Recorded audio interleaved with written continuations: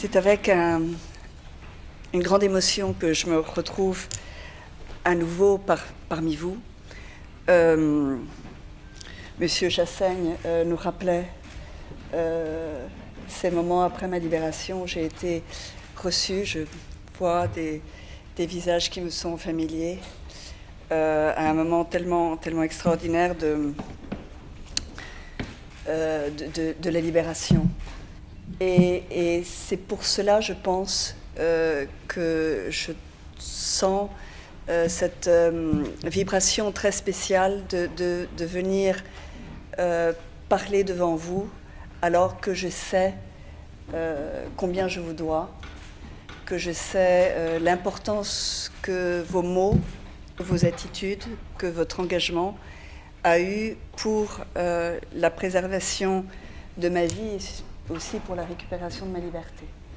Et c'est en ce sens que je dimensionne la capacité que vous avez de faire changer les choses pour un pays comme l'Iran. Alors je voulais d'abord commencer par vous remercier pour cette invitation, vous dire que c'est un moment de réflexion pour moi.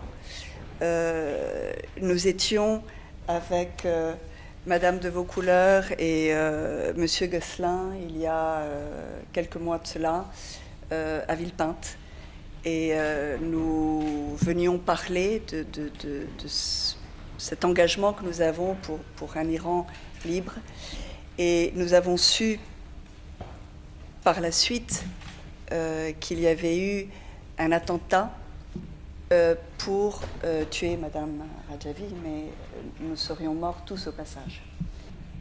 Et réflexion, parce que la question que nous devons nous poser est bien sûr celle de pourquoi. Pourquoi un attentat ? Pourquoi un attentat dans les conditions dans lesquelles cela s'est fait ? Et je crois qu'il faut répondre à cette question. Quel est le but de faire disparaître Madame Rajavi, de faire disparaître le Conseil de la résistance iranienne, de nous faire disparaître, nous tous qui soutenons la possibilité d'un Iran démocratique et libre? Eh bien, je crois que la réponse, elle est simple, mais parfois il faut la rappeler. C'est que les mollahs veulent convaincre le monde qu'il n'y a qu'un interlocuteur viable en Iran, et c'est eux. Que toute autre possibilité, toute autre option n'existe pas, et que sans eux, ça serait vouer l'Iran au chaos, et que, sachant combien la communauté internationale est frileuse face à la possibilité qu'un pays comme l'Iran, avec les ressources de l'Iran, avec la position stratégique de l'Iran, tombe dans une espèce de révolution sans aucun sens, elle tient à faire valoir le fait qu'il vaut mieux eux, dans cette dictature, dans cette horreur pour 80 millions d'Iraniens, que la possibilité d'un changement. Alors, élimination physique, évidemment, élimination de l'espoir. Pourquoi ? Parce que c'est un régime, nous l'avons entendu de façon diverse, qui est au bord du gouffre, qui se sent déstabilisé, qui doit faire face tous les jours à des émeutes, à des grèves, à des soubresauts sociaux, à des résistances de la population contre la faim, contre le chômage. Mais c'est aussi et surtout une élimination morale. Et je voudrais vous en parler parce que je crois que dans nos pays de liberté d'expression, de réflexion, d'esprit critique, comme nous le rappelait si fraîchement Sonia Krimi, nous devons prendre nos cuirasses mentales, nos catégories de réflexion pour faire face à ce que je crois être une stratégie très pernicieuse de désinformation, de manipulation, de calomnie, de fake news, de diabolisation, en vue de justement nous faire croire, à nous tous qui sommes des citoyens libres, que pour notre intérêt, il vaut mieux composer avec la dictature des mollahs. Je dis cela parce que depuis longtemps, je suis sensible à la présence de ces lobbies qui essaient de nous faire croire qu'on n'a pas le droit de parler, que si l'on parle, on est en risque physique de payer les conséquences de nos paroles, que on va être accusé de toutes sortes de choses parce que nous avons la possibilité de dire ce que nous pensons. Et souvent, je me suis rendu compte qu'il suffit d'une seule personne dans des entités, que ce soit des organisations internationales, que ce soit dans les médias, que ce soit même dans les parlements. Une seule personne suffit pour mettre en mouvement ce poison, ces calomnies, qui vont faire germiner le doute. Et qui, en faisant germiner le doute, vont nous enlever ce qui est, je crois, la force de toute résistance, c'est l'espoir, grâce à la vérité, grâce à l'absolue certitude que l'on défend ce qui doit être défendu, que l'on est dans le vrai. Alors, il y a un constat à faire, Monsieur Solignac l'a fait, c'est que dans le régime iranien, la diplomatie iranienne fait partie d'un système de mise en place d'actions terroristes. Ce n'est pas des roues libres, ce ne sont pas des individus occasionnels qui, de façon individuelle, se rendraient coupables de machinations qui n'auraient pas de sens dans une stratégie globale. Non, il s'agit d'une politique nationale du régime des mollahs qui est celle d'utiliser tous les moyens, dont le terrorisme, pour faire face à ce qu'ils craignent le plus, c'est-à-dire la possibilité d'un changement de régime. Ce constat, c'est aussi le constat de la France, du Quai d'Orsay français, du gouvernement du président Macron, qui a tenu à prendre position avec l'Union européenne pour sanctionner le ministère du renseignement iranien, euphémisme évidemment, puisqu'on ne peut pas sanctionner un ministère sans immédiatement montrer du doigt les leaders de ce gouvernement, et donc de haut en bas, depuis Khamenei en passant par Rouhani, et tout le système de cette dictature corrompue.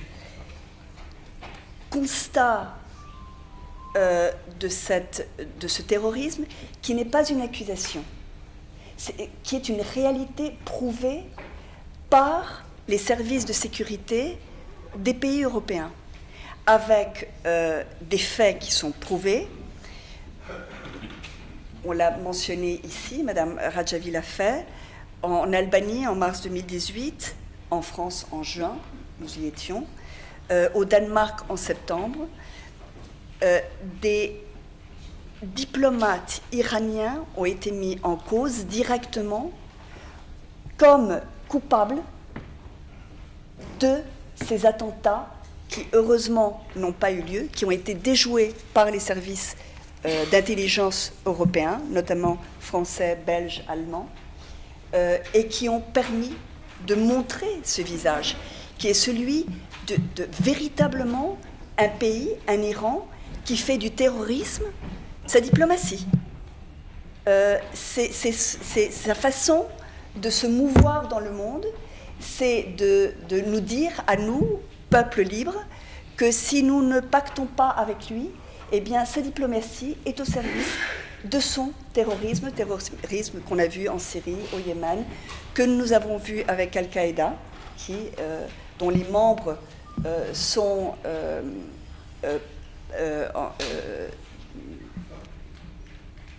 en Iran, hébergés en Iran encore, et par cette façon de faire qui l'unit fortement au terrorisme que nous combattons, celui de Daesh, et ce terrorisme que nous avons vu ici en France avec les actes terroristes que nous avons vécus. Ce terrorisme a deux volets. Un volet dur, celui de tuer, un volet, disons, doux, celui de désinformer. Alors, première désinformation, on nous dit oui, mais il n'y a pas de possibilité de faire une transition vers une démocratie, il n'y a que nous. Alors, évidemment faux, puisque nous comptons avec le Conseil national de la résistance iranienne, qui est un parlement en exil de 500 membres élus démocratiquement, qui, de leur voix, ont élu majoritairement Madame Rajavi pour être, et je crois que ça c'est très important que nous y pensions, pour être la présidente intérimaire de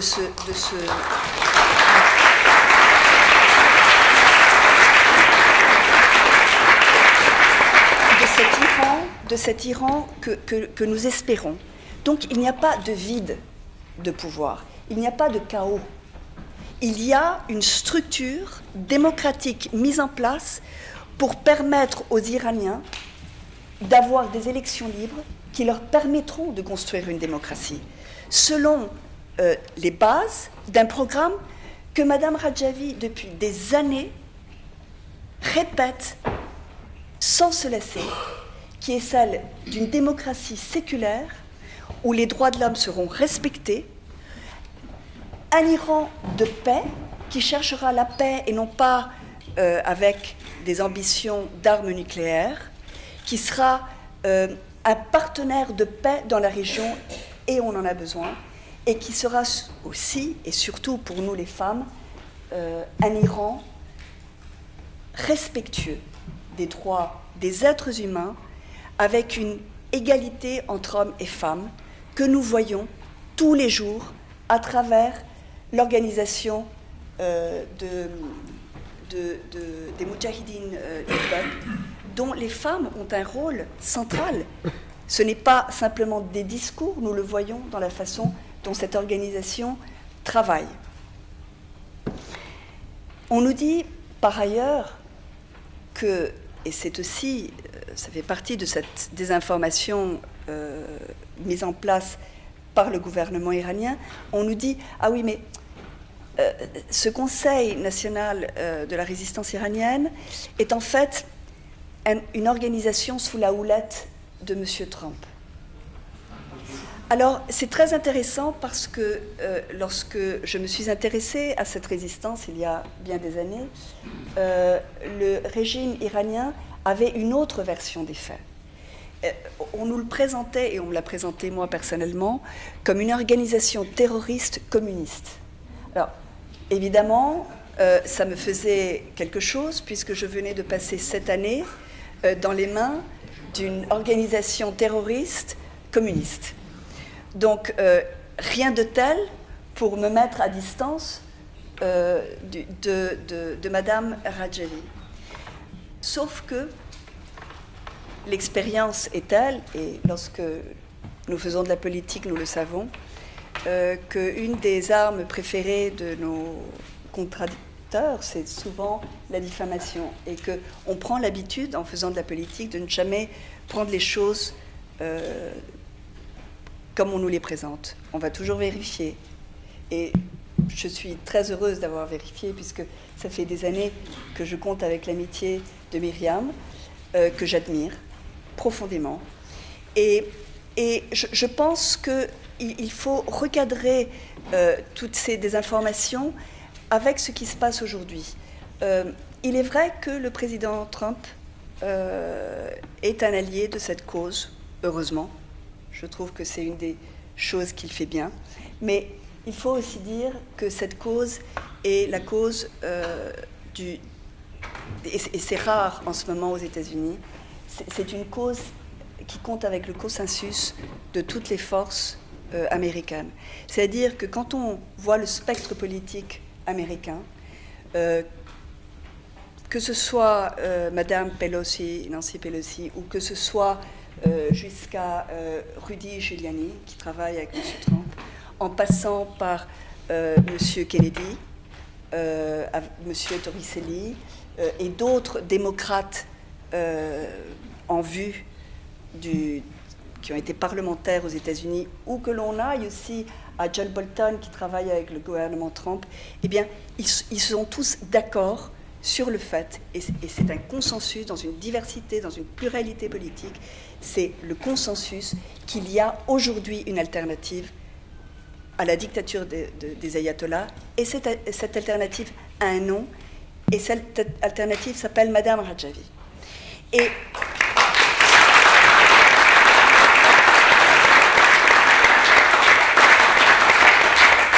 je veux tout simplement mettre cette pluralité en perspective de la pluralité que vous avez ici au CPID, qui est la même pluralité qu'aux États-Unis, en France.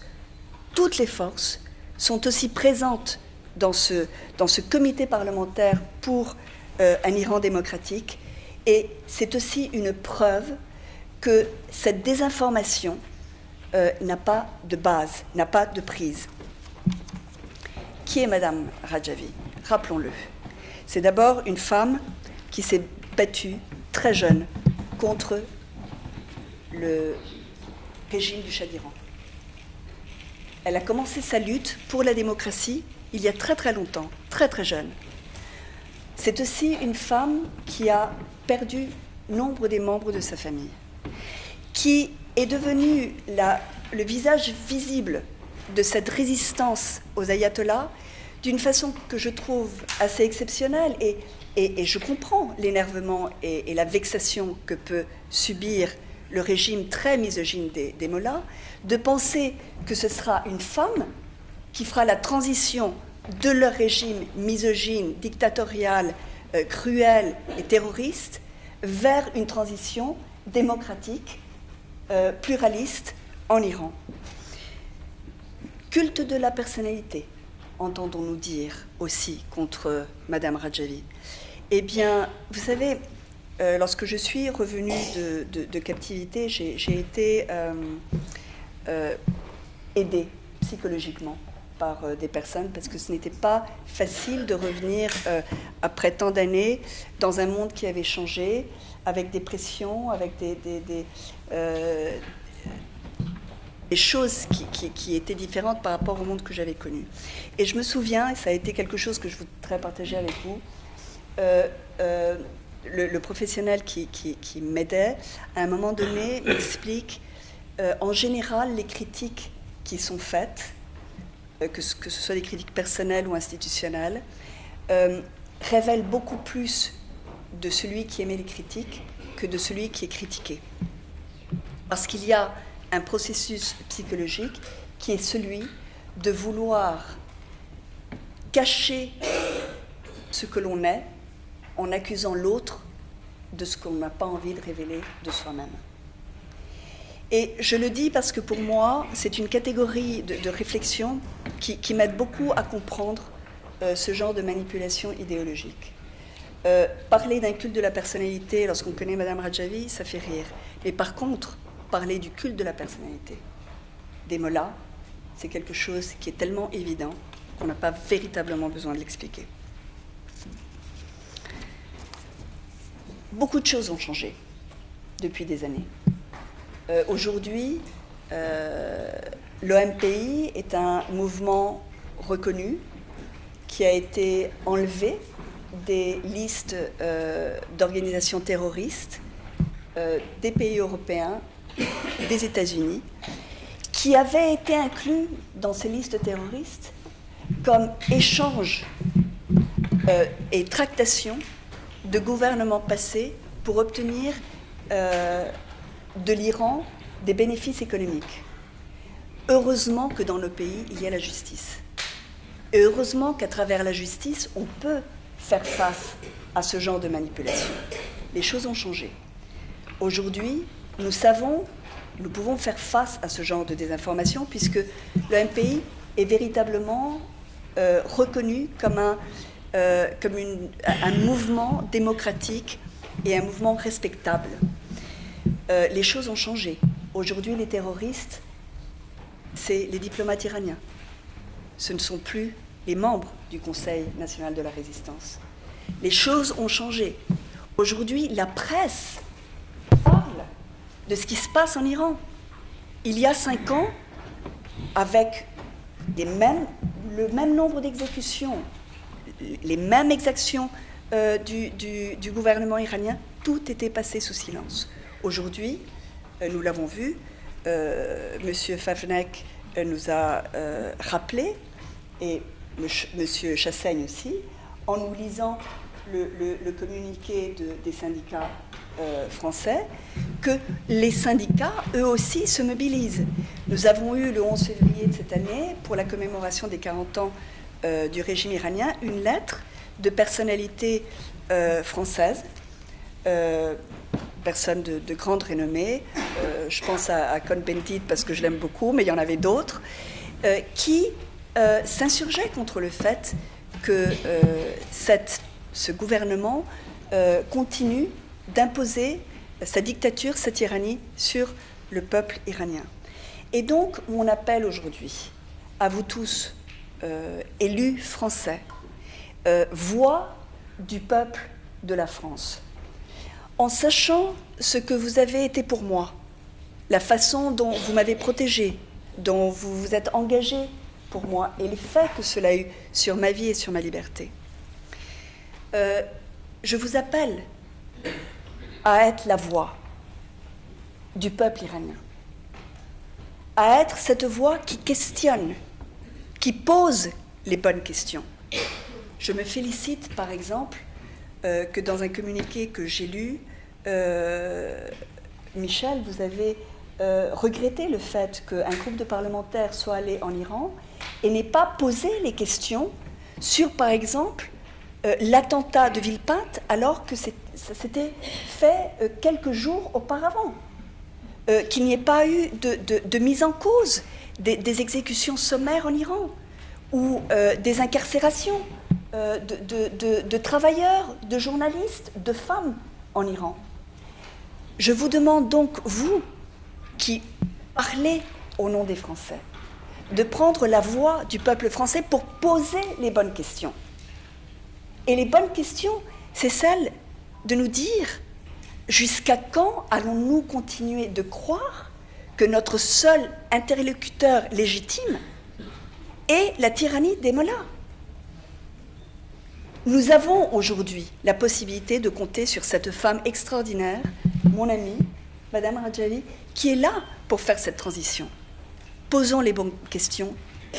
Et je pense que c'est en révélant la vérité que nous pourrons, nous, d'ici, depuis la France, aider le peuple iranien à retrouver sa liberté.